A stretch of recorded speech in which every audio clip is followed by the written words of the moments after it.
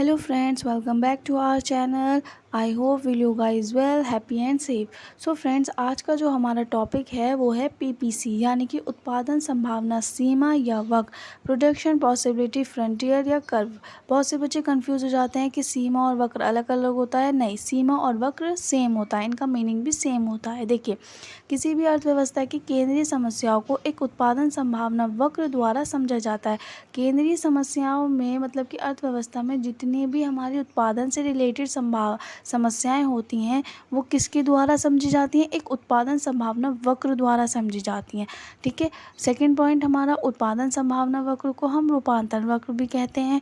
ठीक है। Third point, उत्पादन संभावना वक्र साधनों से प्राप्त होने वाली एक निश्चित मात्रा उत्पादन संभावनाओं को दर्शाता है। मतलब कि हमारी अर्थव्यवस्था में कितना उत्पादन हुआ है, कितना उत्पादन नहीं हुआ है, उसकी जो एक निश्चित मात्रा होती है ना, वो उत्पादन संभावना वक्र दर्शाता है। हमारी अर्थव्यवस्था में कितना उत्पादन हुआ है।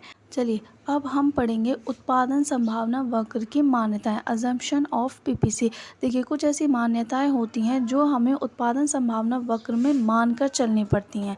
ठीक है। सबसे पहले है, अर्थव्यवस्था में केवल दो वस्तुएं एक्स और वाई विभिन्न अनुपातों में उत्पादन में पूंजी उत्पादन में प्रयोग की जाती हैं। इसका मतलब ये है कि हम उत्पादन संभावना वक्र में केवल दो ही वस्तुओं को मानकर चलते हैं। एक होती है उपभोक्ता और दूसरा होता है पूंजी। इससे ज़्यादा वस्तुएं हम ले नहीं सकते। ठीक है। सेकंड पॉइंट हमारा होता है, उत्पादन करने के लिए समान साधन प्रयोग किए जा सकते हैं और बिना रुकावट के शिफ्ट भी किए जा सकते हैं। इसका मतलब ये है कि जो हमारे पास साधन है, समान साधन है, उसको हम उत्पादन के लिए प्रयोग कर सकते हैं और बिना रुकावट की, यानी कि उत्पादन में कोई भी रुकावट नहीं आनी चाहिए। हम उसे शिफ्ट भी कर सकते हैं, एक्सचेंज भी कर सकते हैं। ठीक है। देखिए, अब हमारा थर्ड पॉइंट क्या है?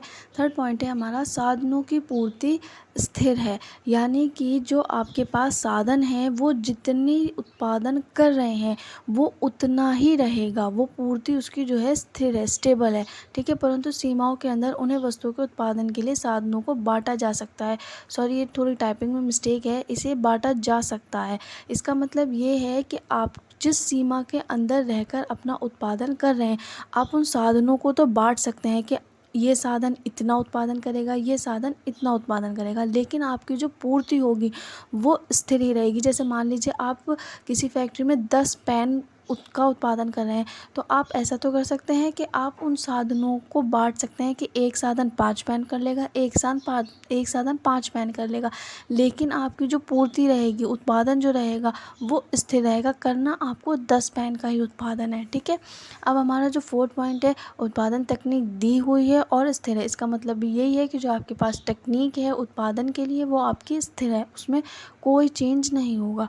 अर्थव्यवस्था के संसाधन पूर्ण रोजगार में लगे हैं, यानी कि आपके पास जितने भी संसाधन हैं, कोई भी मशीनरी खाली नहीं होगी, सब जो है पूर्ण संसाधन पूर्ण रोजगार में लगेंगे, यानी सबके पास रोजगार होगा। समय अवधि अल्प होगी, आपके पास समय जो होगा वो कम होगा, कम समय में आपको ज़्यादा उत्पादन करना पड़ेगा। ठीक है। ये इसके कुछ अजम्पशंस होते हैं जो हमें मानकर चलने पड़ते हैं। ओके। अगर आपको वीडियो अच्छी लगी हो तो please like, subscribe and share. Thanks for watching.